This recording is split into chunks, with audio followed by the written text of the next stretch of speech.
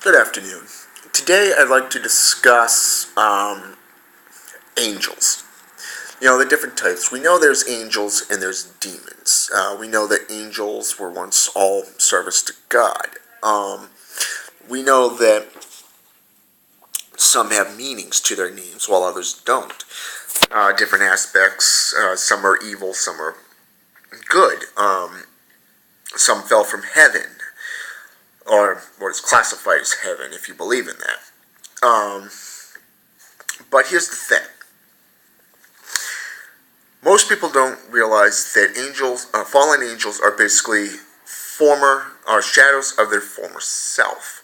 They categorize demons, personal demons. And I've discussed this in other videos. So today I'd like to pay a little bit of a closer attention to this. Basically, the end's in L, and it's all Greek, I guess you can call it. Depending on where you are and what you're doing. Anyways, so why don't we begin? If you pay close attention to a number of names in this text, you'll find that there is a traditional convention to the spelling of most angels' names. Nearly all angels' names end in either IEL or AEL. The Semitic root of L means Lord or God. In the case of angels, it usually reads as meaning of God. Thus, the name of the angel Raphael is taken to mean healing of God, as the root Raph means to heal. This is generally interpreted as a demonstration of that angel's devotion to the Creator. However, the name could also be taken to mean God of healing, of reading suggestive of the possibility that all of the angels were once members of an ancient pantheon that predates Jewish monotheism. Many demons began life as angels, and quite a few of them still remain or retain their angelic sounding names despite their fallen status.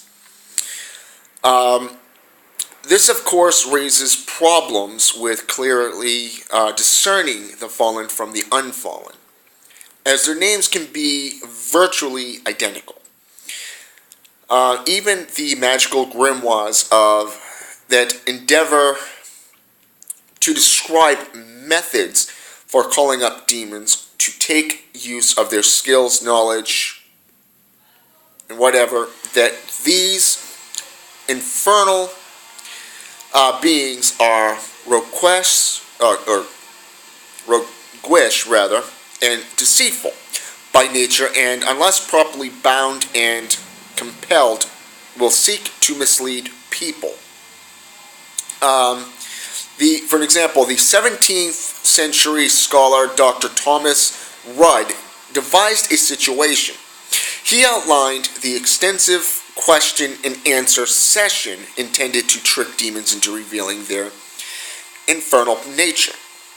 It begins with getting the spirit's name and ends by asking the spirit to agree that all fallen have been justly condemned.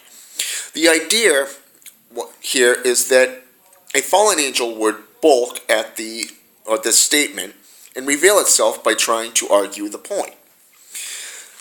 Now, I find that interesting, but if we look at, say, for example, a different method, say, let's look at the modern Greek terms for demons or daemons.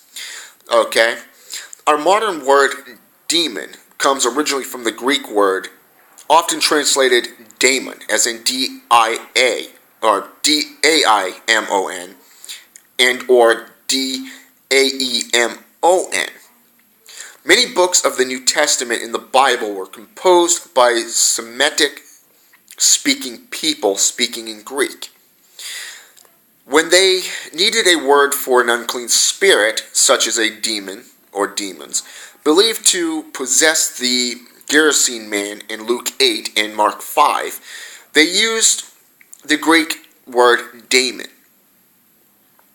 to designate these creatures.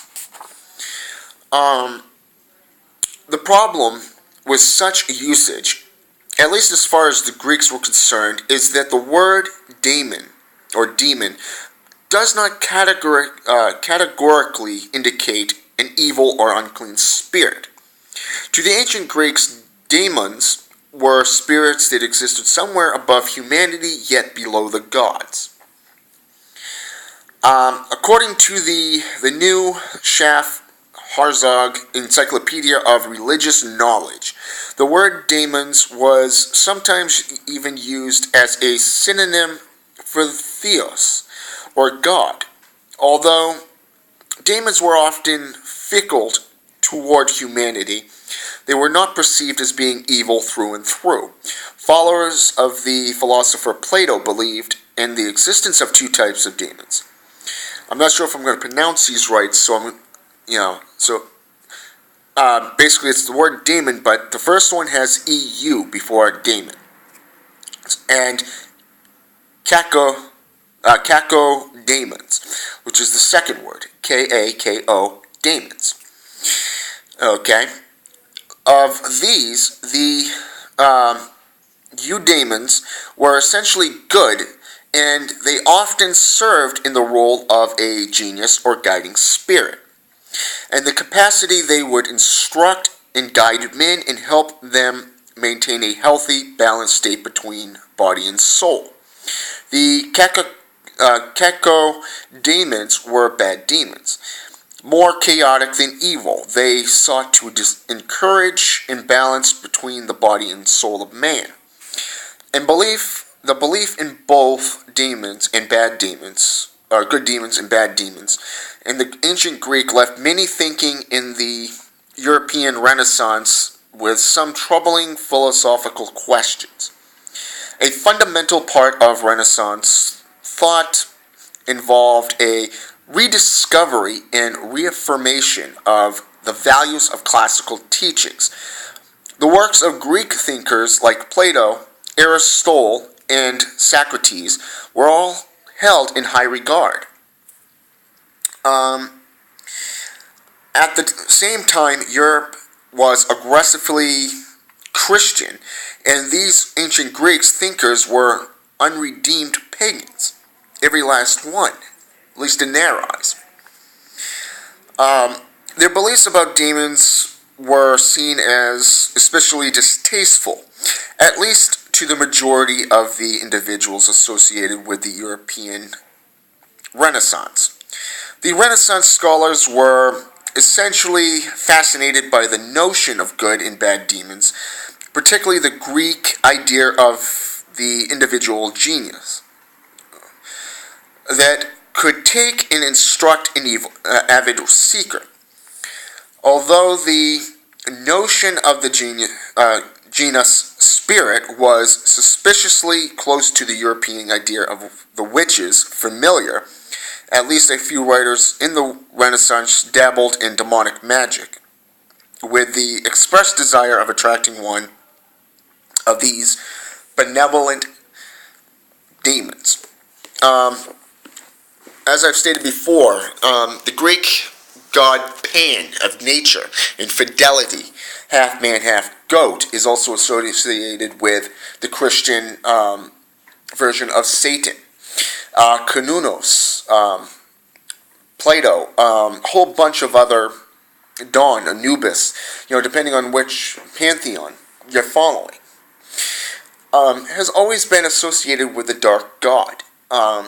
So by noticing these traits, we see that not all demons are bad. If you look at Azazel, some people think, well, you know what? I'm serving Satan, therefore my god is Azazel.